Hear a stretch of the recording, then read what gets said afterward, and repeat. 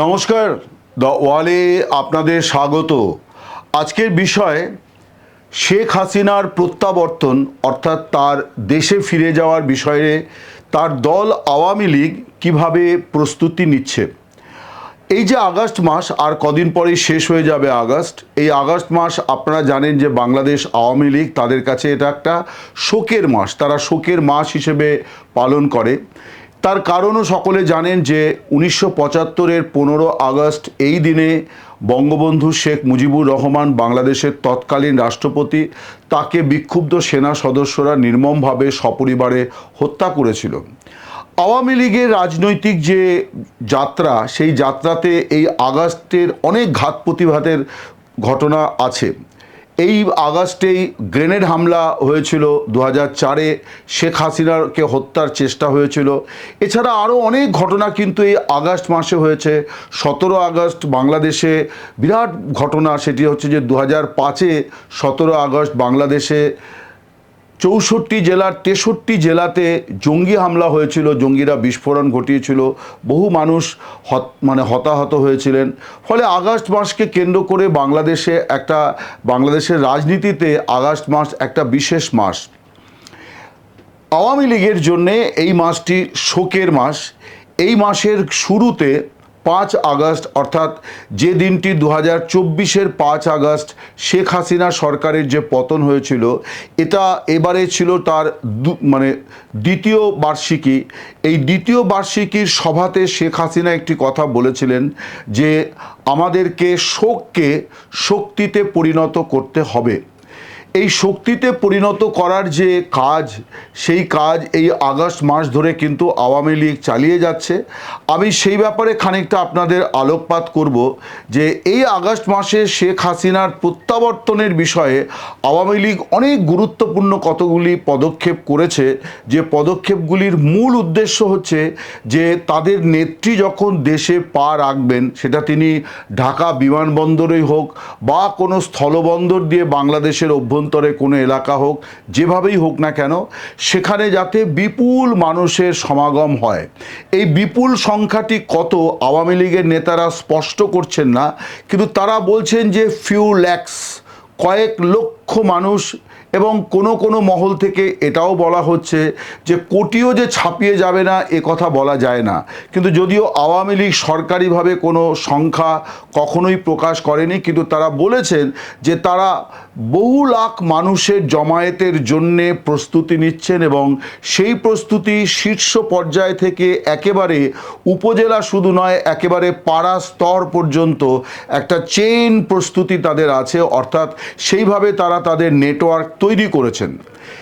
এই যে কাজটি আওয়ামী লীগ করছে, এই আওয়ামী লীগের এই কাজটির মূল বিষয় হচ্ছে যে দলকে এজন্যে প্রস্তুত করা, এবং শুধু দল নয়, দলের বাইরে যারা আওয়ামী লীগের সমর্থক, এমনকি আওয়ামী লীগের সমর্থক নন কিন্তু মুক্তিযুদ্ধের চেতনায় বিশ্বাসী, মুক্তিযুদ্ধবাদী, এমনকি যারা বিএনপি বা অন্যান্য দলেও আছেন, যারা 2024-এর তথাকথিত গণ অভ্যুত্থানের পর বাংলাদেশের অন্য দলগুলির প্রতি যারা আস্থা হারিয়েছেন, এমন মানুষদের চিহ্নিত করে তাদের কাছে দলের বার্তা পৌঁছে দেওয়া এবং তাদেরকে হাসিনার পদার্পণের দিন, অর্থাৎ তার প্রত্যাবর্তনের দিন, তাদেরকে ময়দানে হাজির করা, এই রকম একটি বড় কর্মসূচি নিয়ে কিন্তু আওয়ামী লীগ এগোচ্ছে।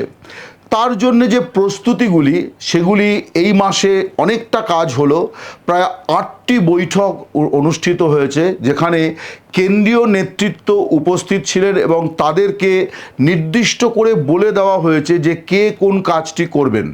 সকলের জন্য কমন কাজ যেটা, সেটা হচ্ছে যে যিনি যে এলাকার দায়িত্বপ্রাপ্ত, তাকে সেই এলাকার এই যে জমায়েত বা জনসংযোগ, এই কাজটি এখন পুরো দমে করতে হবে। এছাড়া আরও কতগুলো কৌশলগত সিদ্ধান্ত আছে, সেটা কখনোই প্রকাশ করা হবে না। সেগুলি একেবারে ইন্ডিভিজুয়ালকে জানিয়ে দেওয়া হচ্ছে যে তোমার এই কাজ, এই কৌশলগত কর্মসূচিটি তোমাকে দেখতে হবে। কিন্তু মূলত এইটা হচ্ছে। এছাড়া এমপিদের নিয়ে আলাদা বৈঠক হয়েছে, কাউন্সিলরদের নিয়ে আলাদা বৈঠক হয়েছে, এবং লক্ষণীয় যে এই বৈঠকগুলি করেছেন, এই বৈঠকগুলি অনুষ্ঠিত হয়েছে শেখ ফজলুল করিম সেলিম, যিনি শেখ হাসিনার ফুফাতো ভাই বা বঙ্গবন্ধুর ভাগ্নে, এবং যার দাদা শেখ ফজলুল হক মনি, যিনি যুবলীগের প্রতিষ্ঠাতা এবং 15 আগস্ট তাকেও হত্যা করা হয়েছিল। এই যে শেখ ফজলুল করিম সেলিম, যিনি আওয়ামী লীগের প্রেসিডিয়াম সদস্য, প্রবীণ নেতা, 78 বছর বয়স এখন তার বাড়িতে, এবং তিনি এই আলোচনাগুলি কন্ডাক্ট করছেন, অর্থাৎ এই বৈঠকগুলি তিনি পরিচালনা করছেন, এবং শেখ হাসিনার নির্দেশাবলী, পরামর্শ তিনি সকলের কাছে বলে দিচ্ছেন যে কাকে কি দায়িত্ব পালন করতে হবে। এইটা নিয়ে এই প্রায় 7 থেকে 8টি বৈঠক এখনো পর্যন্ত কলকাতায় তার বাসভবনে অনুষ্ঠিত হয়েছে, এবং সেখানে অধিকাংশ নেতা যারা ভারতে অবস্থান করছেন, কলকাতায় তো বটেই, পশ্চিমবঙ্গ তো বটেই, অন্যান্য শহরেও যারা অবস্থান করছেন তারাও সেখানে সশরীরে যোগ দিয়েছেন, এবং তাদেরকেও তাদের নিজের কর্তব্য বলে দেওয়া হয়েছে। মূল বিষয় যেটা আমি বলি সেটি হচ্ছে যে একটা বড় জমায়েত করা, এবং তার জন্যে আপনারা যদি লক্ষ্য করেন যে বাংলাদেশে কিন্তু প্রতিদিন এখন গড়ে 100টির বেশি সভা সমাবেশ বা মিছিল, এবং আগের মতো ঝটিকা মিছিল শুধু নয়, এখন কিন্তু পরিকল্পনা করে জমায়েত করে তারপর মিছিল হচ্ছে, এই ব্যাপারটিও কিন্তু এখন শুরু হয়ে গেছে। এবং আওয়ামী লীগের ফেসবুক পেজে তার একটা রিফ্লেকশন আসতে শুরু করেছে যে কী পরিমাণে দল দেশের মধ্যে তারা সক্রিয় হয়ে উঠেছে।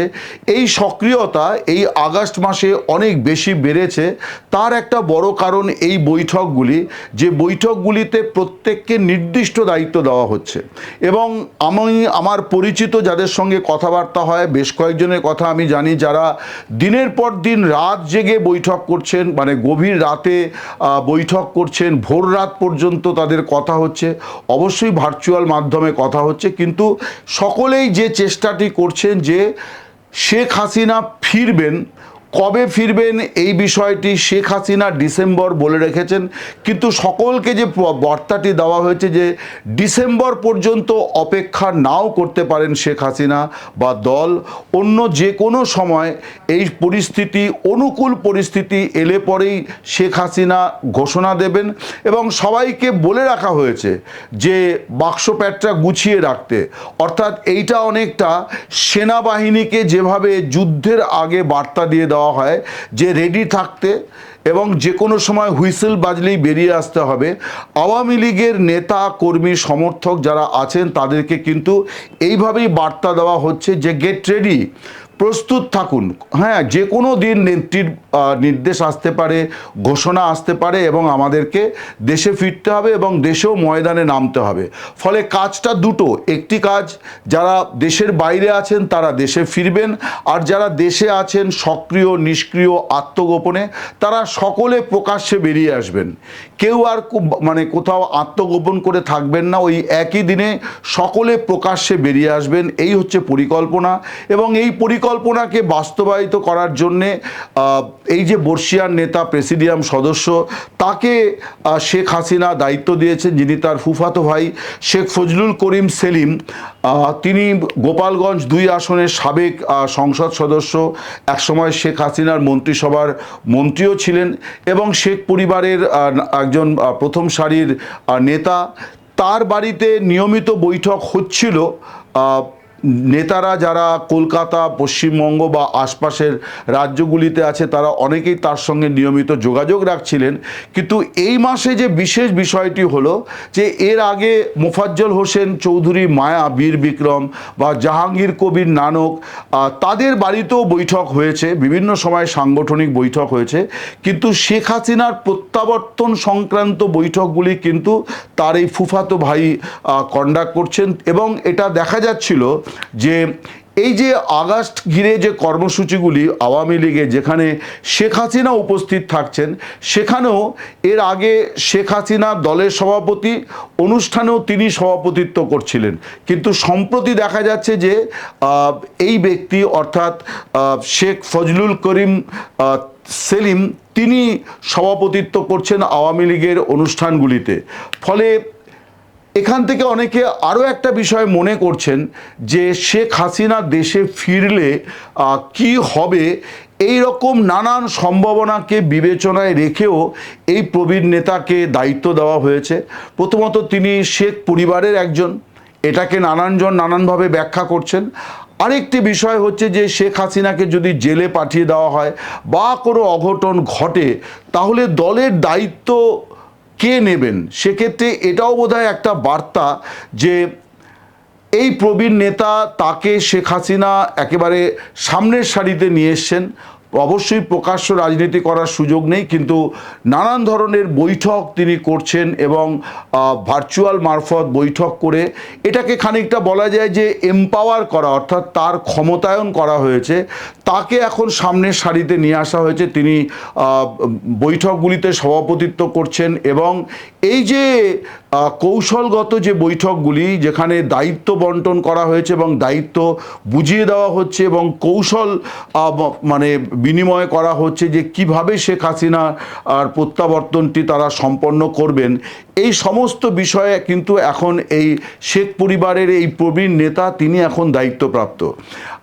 যেটা আমি বলছিলাম যে এই বৈঠকগুলির একটা প্রতিক্রিয়া বাংলাদেশে দেখা যাচ্ছে যে বিগত প্রায় মাসখানেক ধরেই দেখা যাচ্ছে যে প্রতিদিন দেশে গড়ে, আমি আওয়ামী লীগের নেতারা বলছেন যে সব মিটিং মিছিলের ছবি দলের ফেসবুকে সবসময় আসে না, নিয়মিত ঘুরিয়ে ফিরিয়ে সেগুলিকে দেওয়া হচ্ছে, কিন্তু গড়ে অন্তত শতাধিক মানে মিছিল, সমাবেশ, বৈঠক এগুলি হচ্ছে। অর্থাৎ আওয়ামী লীগ একজন খানিকটা আক্ষেপ করে বলেছেন যে আমরা যখন দীর্ঘ সময় ক্ষমতায় ছিলাম তখনও আমরা দিনে এতগুলি বৈঠক আমাদের পার্টির হতো কিনা তিনি সংশয় প্রকাশ করেছেন, যে যখন আমরা দেশে রাজনীতি করেছি, সরকার পরিচালনা করেছি বা কোনো একটা সময় বিরোধী দলে ছিলাম, তখনও আমরা এতটা সক্রিয়ভাবে রাজনীতিটা করিনি যেটা এই সময় হচ্ছে। কিন্তু এটা অন্তরালে হচ্ছে,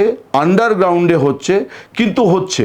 এবং বাংলাদেশ সরকারের বিভিন্ন ঘোষণাতেও যেটা বোঝা যাচ্ছে যে আওয়ামী লীগকে নিয়ে তারা অত্যন্ত বিব্রত, যে আওয়ামী লীগ তার শেখ হাসিনা দেশে ফেরার ঘোষণা দিয়েছেন এবং এই যে সম্প্রতি একটি থানা এলাকার বেশ কয়েকজন পুলিশ অফিসারকে উইথড্র করে নেওয়া হলো, অর্থাৎ তাদেরকে মানে কর্মক্ষেত্র থেকে সরিয়ে দেওয়া হলো, তার একটা কারণ হচ্ছে যে সেখানে আওয়ামী লীগ শুধু মিছিল করেছে তা নয়, তারা একটা দীর্ঘ সময় ধরে জমায়েত করেছে।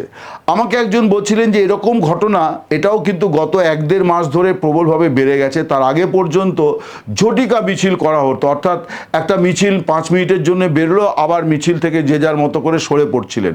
এখন কিন্তু মিছিল হবে এই জন্যে লোকেরা আসছেন, অপেক্ষা করছেন, তারপর মিছিল বের করা হচ্ছে। অর্থাৎ আওয়ামী লীগ কর্মী সমর্থকদের মধ্যে একটা সাহস সঞ্চারিত হয়েছে এবং অনেকে মনে করছেন যে প্রশাসনের একাংশের মধ্যেও কিন্তু আওয়ামী লীগ সম্পর্কে একটা আগ্রহ, দুর্বলতা এবং খানিকটা আহ্বান যে তাদেরকে একটু স্পেস দেওয়া হোক। সরকার দিচ্ছে না, সরকার বেআইনি ঘোষণা করে রেখেছে, কার্যক্রম বেআইনি ঘোষণা করে রেখেছে, কিন্তু প্রশাসনের একটা অংশ তারা মনে করছেন যে অতটা কঠোর হওয়ার কোনো মানে হয় না। তার কারণ হচ্ছে যে জনক্ষোভ আছে, প্রশাসনরা যারা চালান, পুলিশ প্রশাসন, তারা মনে করছেন যে এখানে যদি খুব বড় ধরনের দমন পীড়ন তারা করেন তাহলে তাদেরকেও আবার জনরোষের মুখে পড়তে হতে পারে। তার কারণ মানুষের যে মৌলিক সমস্যাগুলি সেগুলি বিএনপি সরকার মোকাবিলা করতে পারছে না। যেটা আমি বলছিলাম যে একেবারে পুরো দমে কিন্তু চলছে প্রস্তুতি, দেশের বাইরে আওয়ামী লীগের প্রস্তুতি চলছে যে শেখ হাসিনার প্রত্যাবর্তন শুধুমাত্র দেশে ফেরা নয়, সেটাকে একটা ঐতিহাসিক ইভেন্ট হিসেবে তারা মানে হাজির করতে চান এবং এইটা তারা চ্যালেঞ্জ নিয়েছেন যে অতীতে যে প্রত্যাবর্তনগুলি হয়েছিল, তখন যে জমায়েত হয়েছিল তাকে ছাপিয়ে যাবে হচ্ছে 2026-এর ডিসেম্বর বা তার আগে শেখ হাসিনার প্রত্যাবর্তন, এবং তার জন্যেই সেই মতো নানা ধরনের প্রস্তুতি চলছে। নমস্কার, শুভরাত্রি, সকলে ভালো থাকবেন।